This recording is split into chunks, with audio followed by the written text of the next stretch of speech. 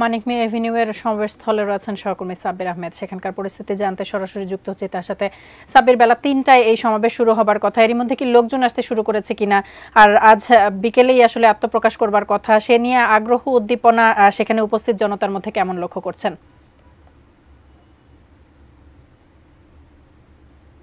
সাব্বির,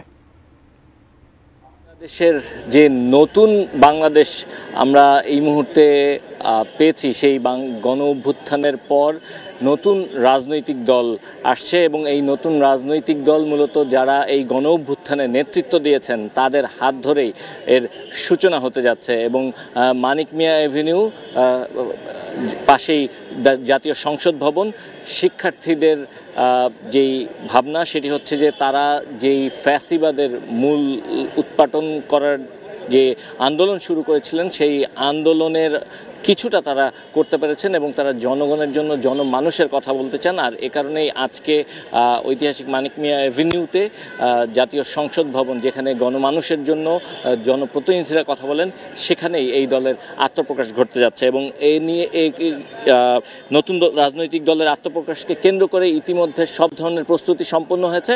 তারপরও আমরা এখানে বিভিন্ন ধরনের রাজনৈতিক দলের শীর্ষস্থানীয় নেতৃবৃন্দ থেকে শুরু করে সারা বাংলাদেশ থেকে, এখানে সাধারণ শিক্ষার্থী থেকে শুরু করে সবাই এখানে দলে দলে অংশ নেবেন বলে তাদের প্রত্যাশা। আমরা এখানে যারা এখানকার অর্গানাইজার যারা রয়েছেন তাদের সঙ্গে একটু কথা বলতে চাই।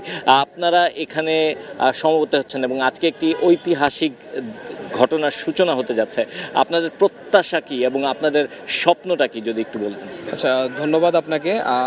আমাদের চেয়ে আমাদের এই তরুণদের উপরে বাংলাদেশের মানুষের প্রত্যাশা অনেক বেশি। সেই বাংলাদেশের মানুষের প্রত্যাশার প্রতিফলন আমরা ঘটানোর জন্য সর্বোচ্চ চেষ্টা করব।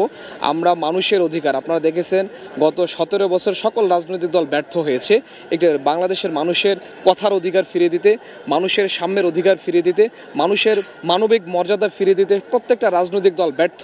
সেই জায়গায় 24 পরবর্তী মানুষের প্রত্যাশার পরিপ্রেক্ষিতে এই তরুণদের হাত ধরে নতুন একটি দল আসতেছে। এই দলটি মানুষের সেই সব প্রত্যাশাগুলো পূরণ করবে বলে আমরা বিশ্বাস রাখি। সেই কেন্দ্র করেই মানুষের চাহিদার পরিপ্রেক্ষিতেই আজকে আমাদের এই ঐতিহাসিক ঘটনার সূচনা হতে যাচ্ছে নতুন একটি দলের আত্মপ্রকাশের মাধ্যমে। এই নতুন দলের আত্মপ্রকাশটা আমরা আমাদের ভেন্যুটি এমন একটা জায়গা আমরা বেছে নিয়েছি, সেটা হচ্ছে মানিক মিয়া এভিনিউ। আমাদের যে সংসদ রয়েছে সেই সংসদের সামনে থেকেই আমরা এই ভেন্যুটা বেছে নিয়েছি, যেন আমরা তরুণরা আজকে এই বাংলাদেশের বিভিন্ন জায়গা থেকে যারা এখানে আসতেছেন সকলে যেন শপথ নিতে পারেন এই সংসদ ভবনে একদিন আমরা গিয়ে মানুষের অধিকার প্রতিষ্ঠা করতে পারি এবং যে ফ্যাসিস্ট তৈরি করার যে কারখানা আছে সেটা যেন ভেঙে দিতে পারি। ওকে, ধন্যবাদ।